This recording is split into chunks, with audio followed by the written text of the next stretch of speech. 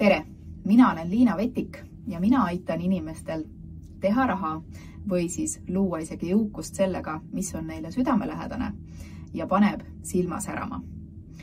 Ja täna räägin ma sulle sellest, kuidas võimalikult lihtsalt võtta vastu muutusi oma elus. Sellepärast, et üks asi, mis kunagi ei muutu, on see, et kõik muutub.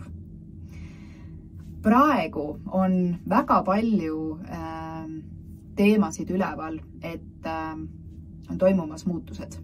Ja eriti, kui me räägime sellest, et miks ma siin olen ja karjääri kontekstis, et mida ma siis õieti teha tahan, mis on see minu asi ja see minu asi ka meie sees on kasvamas. Ja siit ma lähekski esimese punkti juurde, mis on siis see, et märgata. Märgata, et toimumas on muutus. Ja võib-olla pean ka mina sellega kaasa minema ja anda siis endale nii-öelda aega seda protsessi hakata läbi tegema. Eks? Kuidas ma märkan? Sa märkad selliselt, et elu annab meile nii-öelda tagasisidet.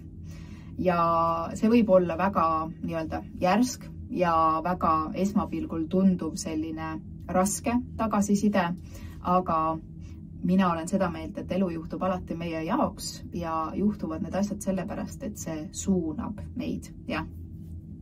Elu suunab meid. Ja kuidas ta siis suunab? No, üks asi, võib-olla kõige nii-öelda kergem viis on see, et sa olid kellegiga vestluses ja siis keegi tõstis mingi teema ülesse ja see teema jäi siit kummitama. See tekitas sul huvi ja sa muudkui mõtled ja mõtled selle peale. No, siis seal võivad olla vihjed, et sa peaksid selle teemaga võib-olla edasi minema, eks.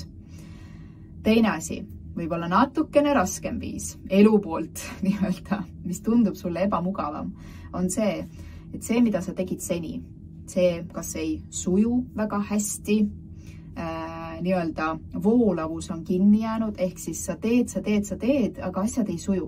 No, niisugune tunne nagu jookseksid peaga vastu seina või vastu klaasi. Et kui lähed, siis sa hakkad rohkem pingutama ja seda enam asjad lähevad raskemaks. Sa mõtled, mis jama see on. Ma justkui ju teen ju kõike õigesti, aga näed, ei lähe, on ju. Nii, see on see viis, et eluenergia seal enam ei ole. Võib-olla see energia on kuskil uues, on ju. Muutustes, jah? Nii, ja kolmas viis võib-olla, kui me räägime karjääri kontekstis, siis võivad olla väga rasked nii-öelda elu raputused, kas on koondamine, kas on võib-olla vallandamine isegi, või siis on ettevõtjate puhul pankrot, ja mis iganes.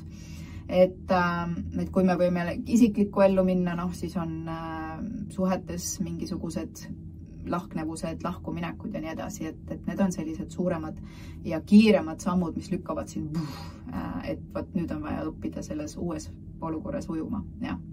Nii et esimene samm siis märka, mis toimub sinu elus, eks. Teise sammuna ma ütleks, et päris juke keeruline väga paljude jaoks meist on lasta vanast lahti. Lahti laskmine. Mis tähendab lahti laskmine? Lahti laskmine on iseenda sees leppimine, et okei, ma saan aru, et see enam minu jaoks ei toimi, see ei toida mind enam, minu jaoks ei ole seal enam seda eluenergiat, oli, aga enam ei ole ja mul on vaja lasta sellel minna, et ma ei hoia sellest kinni.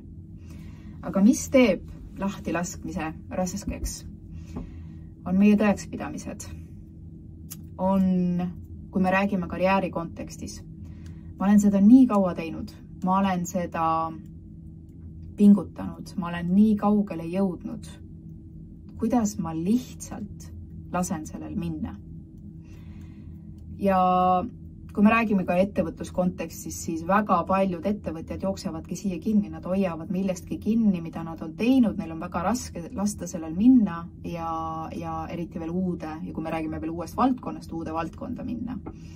Ja seda kontrolli nii-öelda toetavad see sisemist kontrolli, et ma pean millestki kinni hoidma, sest ma olen nii palju tööd teinud ja teen edasi ka, Seda kontrolli toetavad tõekspidamised ja nii-öelda ühiskondlik norm või kultuuriline norm, kus me tuleme, meie eelnevad põlvkonnad ju on ka meile sisendanud, et no vali omale midagi välja ja tee seda. No kaua sa jooksed ühe koha pealt teise koha peale ja siis me kardame oma CV-d, et oi, mul on nii mitu erinevat valdkonda, et milles ma siis üldse hea olen, et kas ma siis üldse olen spetsialist mingil alal äkki, Ja me kardame seda kuvandit. Me kardame, et kui me teeme neid otsuseid, siis meid ei võeta vastu.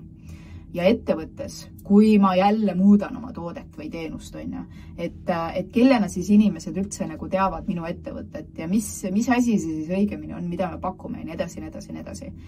Ehk siis me ei julge neid muutusi vastu võtta, sellepärast, et meil on nii palju piiravaid tõekspidamisi, uskumusi, käitumismustreid ja kontrollivajadust, et sellest lahti lasta ja tegelikult minna sinna, kus on voolavus, kus on see heaolu, kus on see eluenergia, mis tegelikult toob ka need tulemused, mida me tahame saada. Vaata, need muutused tavaliselt tulevad ka siis, kui sa tunned, et nüüd olen mäe peal. Ja siis, mis elu teeb? Ega ikka ei ole küll. Ja ta lükkab sind sinna karussellile jälle. Sellega on see lugu, et meil on visioon, kuhu me tahame minna, aga see teekond sinna ei ole kunagi niimoodi, eks.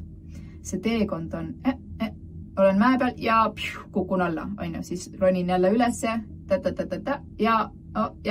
jälle.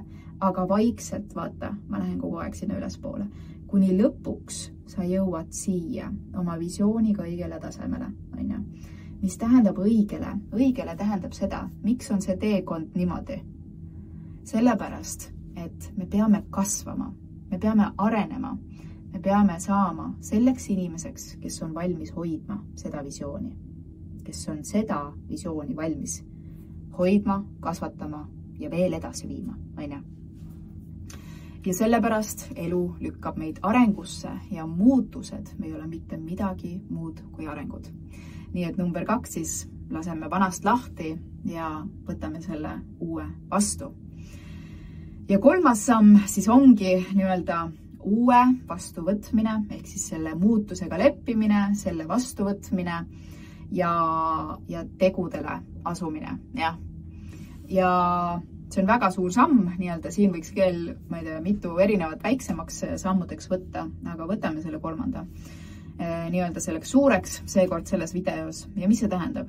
Ma võtan selle uue vastu, ehk siis mu juba kujutuspilt, et ma hakkan seda tegema, ma olen juba seal, ma uurin selle kohta informatsiooni, mida mul on vaja teha selleks, et nüüd seda uuel moel oma asju teha, kui me räägime karjääri kontekstis, kas ma pean midagi juurde õppima või ma saaksin kohe oma vana pealt kuidagi vanasid oskusid, elukogemust, missiooni, visiooni ära kasutada, oma lugu ära kasutada, jah, neid kõike tuleb kasutada, kui ma tahame südame asja teha.